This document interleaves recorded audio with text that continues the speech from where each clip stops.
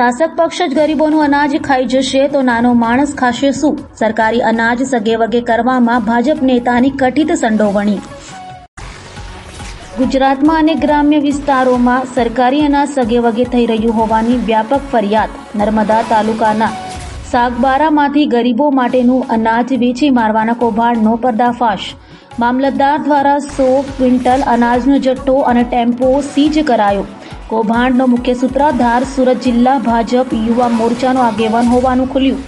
રાજકીય વર્ગ તેમજ પૈસાના જોરે નર્મદા સહિત ભરૂચ, વલસાડ, તાપી, છોટાઉદેપુર, ગાંધીનગર જિલ્લામાં કોન્ટ્રાક્ટ મેળવી લઈ અધિકારીઓ સાથે સાંઠગાંઠ કરી અનાજ ચોરી કરવાનું મોટું રેકેટ ચાલતું હોવાની ગંધ।